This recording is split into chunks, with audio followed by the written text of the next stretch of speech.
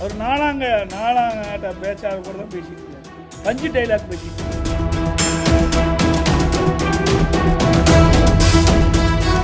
சொல்ல போனால் நிறைய ஓப்பனாக பேச முடியாது.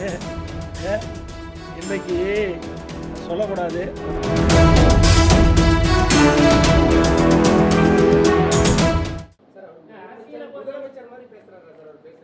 அதான் நீ கரூர் பேச்சை பார்த்தீங்களே, கரூர் பேச்சை இன்னும் முதலமைச்சர் அந்தஸ்துக்கே வரல. அவர் நாலாங்க பேச்சாளர் கூட தான் பேசிட்டு இருக்காரு. பஞ்சு டைலாக் பேசிட்டு இருக்காரு. ஆக்கப்பூர்வமான கருத்துக்களை பேச வேணும். தக்க வைக்கிறது இல்லைங்க, தக்க வைக்கிறதுங்கிறத தவறானது. ஒரு கட்சியில் வெற்றி பெற்ற பிறகு இதுவரைக்கும் தமிழக வரலாறு இப்படிப்பட்ட நிலைமை இல்லை. இதுதான் முதல் நடக்குது. ஏன் இன்னும் சொல்ல போனால் நிறைய ஓப்பனாக பேச முடியாது. இன்றைக்கு அது சொல்லக்கூடாது. அதை நம்ம பிறகு சில விஷயங்களை சொல்ல முடியும், சில விஷயங்களை சொல்ல முடியாது. என்ன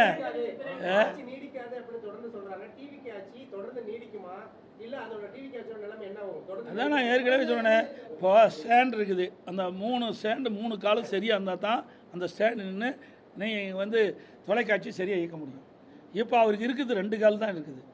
ஒரு கால் இரவல் கால்.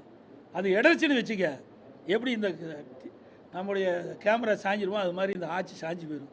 அந்த கூட்டணி கட்சியில் அங்கம் வைக்கின்ற தலைவர்களை அனுசரிக்க வரைக்கும் இந்த கட்சி நிலைக்கும். இன்றைக்கு அந்த கூட்டணியில் அங்கம் வைக்கின்ற கட்சி தலைவர்களாக நாளுக்கு ஒரு செய்தி சொல்லிட்டு இருக்கிறாங்க. நீங்கள் எல்லாம் பத்திரிகையில் ஊடகத்தில் வருகின்ற செய்தி தான் நான் சொல்கிறேன். தினந்தோறும் ஒரு செய்தி சொல்லிகிட்டே இருக்கிறாங்க. ஒரு கட்சி தலைவர் என்னங்கிறாரு, நாங்கள் மேதகு ஆளுநர் ஆட்சி வரக்கூடாது என்பதற்காக ஆதரவு கொடுக்குறோம், ஆனால் திமுக கூட்டணியில் அங்கம் வைக்கங்கிறார். அடுத்த நாள் வேறு மாதிரி ஒரு கருத்து சொல்கிறார். இப்படி முரண்பட்ட கருத்து சொல்லுகின்ற கட்சியை நம்பித்தான் ஒரு ஆட்சி செஞ்சுட்டு இருக்காரு. இவர் பெரும்பான்மையோட ஆட்சி இல்லை. அவர் 108 இடத்துல ஜெயிச்சிருக்கார். மீதியெல்லாம் மற்ற கட்சி வெற்றி பெற்று அதிலிருந்து சட்டமன்ற உறுப்பினர் இரவல் வாங்கி தான் ஒரு ஆட்சி நடத்துகிறார். தேர்தலுக்கு முந்தைய என்ன சொன்னார், திராவிட கட்சியினுடைய சரியில்லை, 2 திராவிட கட்சியும் சரியில்லை. இப்போ ஒரு திராவிட கட்சியில் பல கூட்டணிகள் அங்கம் வச்சு அதில் வெற்றி பெற்று அதில் வந்தவர்கள் தான் அந்த ஆட்சி அமைப்பதற்கு உறுதுணையாக இருக்கிறாங்க. அப்புறம் தேர்தல் ஒரு பேச்சு, தேர்தல் முடிஞ்ச ஒரு பேச்சா, இரட்டை வேணுமா?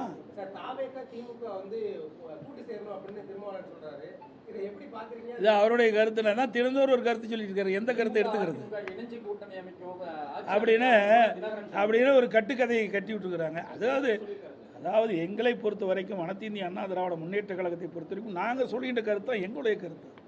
மற்றவருடைய கருத்தெல்லாம் இணைக்கக்கூடாது. புரிஞ்சுக்கிட்டீங்களா? ஒவ்வொருவருக்கும் ஒரு கருத்து இருக்குது. எங்களை பொறுத்த வரைக்கும் அனைத்து இந்திய அண்ணா திராவிட முன்னேற்ற கழகத்தை பொறுத்து உங்களுக்கு தெரியும். பொன்மனச்சம்பல் புரட்சித் தலைவர் எம்ஜிஆர் இந்த இயக்கத்தை துவங்கின்ற பொழுது தீய சக்தி திமுக என்று சொல்லி தான் தொடங்கினார். அந்த நிலைப்பாட்டில் இன்ற வரைக்கும் இருக்கிறோம்.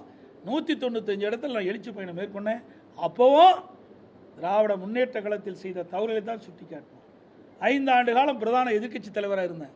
அப்பொழுது சட்டமன்றத்தில் பேசுகின்ற பொழுதும் அந்த கருத்தின் அடிப்படையில் தான் திராவிட முன்னேற்ற கழகம் செய்த தவறுகள் அதை சுட்டி காட்டி தான் நாங்கள் பேசினோம்.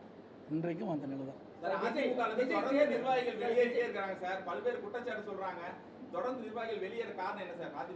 ஏங்க வெளியேறணும் காரணம் வேணா அவையில் தான் கேட்கணும். இதான் இங்கே இருக்கிறாங்க, ஒரு எல்லா எம்எல்ஏ இங்கே இருக்கிறோம், எல்லா கருத்து இருக்குது.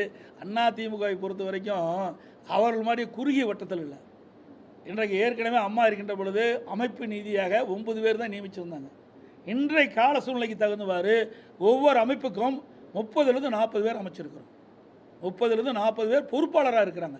அதில் 1-2 வெளியே இருக்கின்ற பொழுது பத்திரிகையிலையும் ஊடகத்திலையும் நாள்தோறும் வெளியேறான செய்தி வெளியிட்டால் நாங்கள் என்ன செய்வது?